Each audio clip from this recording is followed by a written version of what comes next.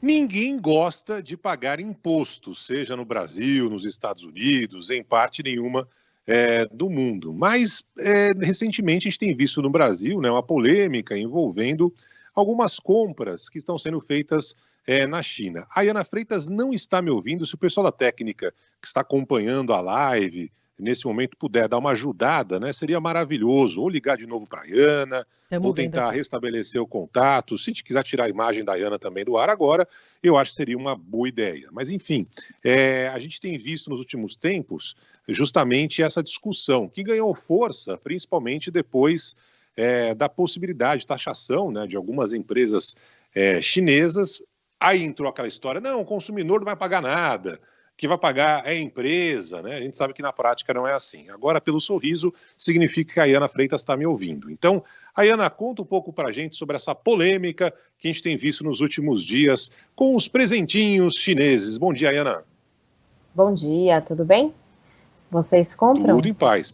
Eu não compro absolutamente nada, nem na China, nem no Brasil, nem nos Estados Unidos. Sou contra o consumo. Mentira, Ana. Mas Olha não comprei, só. não. Eu já cheguei a comprar umas bobagenzinhas. Cheguei a comprar umas bobagens e depois não comprei mais. Enfim, todo mundo deve conhecer, né, esses sites que estão fazendo super sucesso aqui no Brasil. Shine, mas na verdade é Shein, Shopee, She alguma coisa, enfim, AliExpress também, né, para tirar um pouco aí o chiado dos nomes. Mas esses sites estão fazendo um super sucesso no Brasil e como você comentou, Barão, não acompanhei o teu início, né, de fala, mas está tendo essa polêmica com relação à possível taxação das compras vindas desses sites que chegando, né, assim, depois de 2020 para cá, principalmente. Teve uma época, não sei se vocês se lembram, o Barão ainda estava no Brasil, não sei se ele comprava nessa época, lá para 2010, 2012, que teve uma leva também de compra de produto da China aqui, mas não de marketplace, desses super sites, super estabelecidos, gigantes, né, asiáticos. E sim de lojinhas mesmo que vendiam, mas vendiam mais barato, enfim. Eu cheguei a comprar nessa época. E aí demorava, sei lá, 40 dias para o produto chegar, 50 dias, você não comprava contando com a entrega, você comprava contando com a sorte, né? Mas você comprava produtos baratinhos ali, enfim, itens de papelaria, itens para casa e tal, e o valor compensava, mas vinha ali aquele pacote meio esquisito, meio sem um remetente estranho, o nome de outra pessoa como remetente, enfim, era uma coisa muito menos formalizada do que é hoje, né? Hoje a gente tem, como eu comentei, esses marketplaces, essas empresas gigantes, e é sobre isso que está acontecendo essa polêmica, porque o governo, atendendo até uma demanda que não é nova, é de alguns anos aí do varejo brasileiro, do varejo nacional estabelecido aqui, quer passar a taxar essas compras, né? Taxar esses produtos. O ministro da Fazenda, Fernando Haddad, disse até, foi, se eu não me engano, semana passada, uma semana retrasada, que ele nunca tinha ouvido falar de Shein, Shine, enfim, mas que ele comprava na Amazon um livro. Enfim, querendo dizer que ele não era o público-alvo, né? Enfim, não era o público-alvo desse tipo de produto, mas o fato é que muito brasileiro sim, e ele disse assim, não, a gente não tá com a ideia de aumentar imposto e nem de acabar com o comércio eletrônico internacional. Mas, na prática, e é isso que o Barão disse também, né? Por mais impopular que seja dizer isso, a verdade é que sim, porque a ideia do governo é acabar com a isenção de compras que são feitas nesses sites. Essa isenção hoje de imposto é para compras feitas de um valor de até $50, né? Para o envio de mercadorias do exterior para pessoas físicas aqui no Brasil. Vem de pessoa física de lá e vem para pessoa física aqui. Não significa aumentar imposto na prática, assim, diretamente, mas significa aumentar imposto na prática, sim, porque vai passar a taxar produtos que não são taxados. Então, naturalmente, os preços devem subir para o consumidor final. O que acontece aí, né? Hoje até tem um artigo no Mercado de Consumo que é muito interessante, do Marcos Gouveia de Souza. O Marcos é o super especialista em varejo aqui no Brasil e é publisher da Mercado de Consumo, e ele fala desse tal do varejo cross-border, que é mais uma expressão em inglês aqui que a gente usa, que é justamente esse comércio entre fronteiras aí, né? E ele diz que existe o cross-border do bem e o cross-border do mal, digamos assim, porque há produtos que chegam aqui com preços muito menores, porque algumas empresas estão, de fato, e aí eu não estou falando exatamente dessas grandes que eu citei, mas algumas empresas que estão, às vezes, embarcadas essas grandes empresas, sei lá, o próprio AliExpress, Shopee e tal, eles têm vários vendedores, às vezes pessoas físicas ou pessoas jurídicas muito pequenas que vendem dentro desses sites grandes, né? Por isso eles são chamados de marketplaces, eles agrupam várias outras lojas. E há, dentro dessas empresas, sim, alguns ali que tentam burlar as leis, digamos assim, né?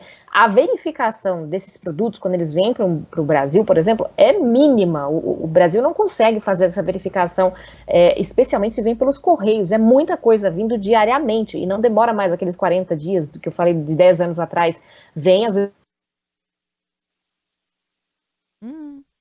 Acho que perdemos o contato com a Iana, travou aqui a internet. Vamos ver se a gente consegue refazer o contato com a Iana Freitas para a gente seguir falando sobre a taxação de empresas asiáticas depois desse anúncio que a gente acompanhou na semana passada, né, Barão? Exatamente, exatamente. É uma questão que muita gente não gosta, muita gente torce o nariz, né? Ninguém quer pagar mais imposto, né? Mas evidentemente que algumas empresas brasileiras têm reclamado porque a taxação é muito maior. Voltou aí, Ana? Acho que voltou. Pode falar, Ana. Só que ela não está ouvindo a gente. Agora?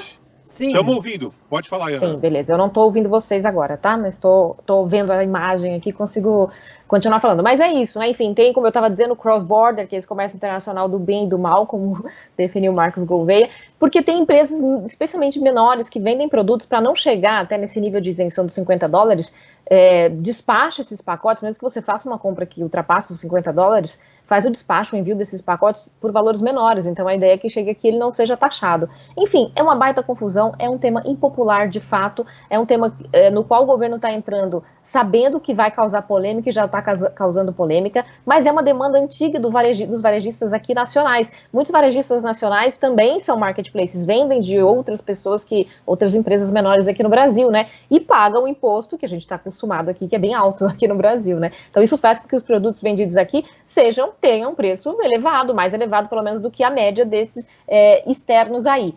Então, vamos concluir aqui alguma coisa, né? Que se é que dá para concluir, porque o tema está ainda aí, vai ser talvez algo de um decreto e tudo mais, está ainda em debate pelo governo. É uma demanda antiga do varejo, o governo percebeu que precisa fazer alguma coisa, até porque o varejo aqui no Brasil, quando deixa de vender para sites de fora, ele está deixando possivelmente também, enfim, além de ter mais lucro e receita, ele está deixando também de gerar empregos, por exemplo, né, em última instância. Então tem uma questão econômica muito mais macro aí envolvida. Agora, para o consumidor final, vamos combinar, o consumidor final quer ter acesso também a esses sites, quer ter acesso a produtos vindos de quaisquer que sejam os países da China, da Ásia, enfim, dos Estados Unidos, inclusive, né, tem marketplaces americanos também atuando no Brasil, quer ter acesso a produtos, a marcas, modelos diferentes. Então, é um pouco que equilibrar esse interesse do consumidor final, mas sabendo que alguma coisa tem que ser mexida aí para que haja um equilíbrio maior aí, né? Entre o que é vendido por sites de lá de fora, dos quais a gente não pode mais abrir mão, é fato, e dos sites que vendem produtos aqui no Brasil e pagam, sim, aqueles impostos altíssimos que a gente conhece muito bem. Tem uma questão maior aí que é uma possível reforma tributária, poderia resolver isso, poderia diminuir essa desigualdade, poderia ela estar no horizonte de curto prazo? Dificilmente, né, gente? A gente sabe que esse é um assunto para anos, talvez décadas ainda no Brasil, para isso se efetivar por aqui.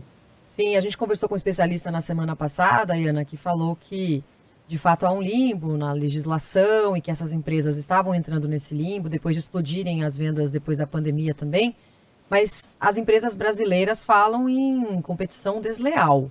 De fato, elas podem ter estratégias para se beneficiar a partir de agora? Então, o que as empresas brasileiras falam é que quando elas têm elas também têm esses marketplaces, também vendem produtos que às vezes são a gente não está entrando aqui no mérito de qualidade de produto ou não, né?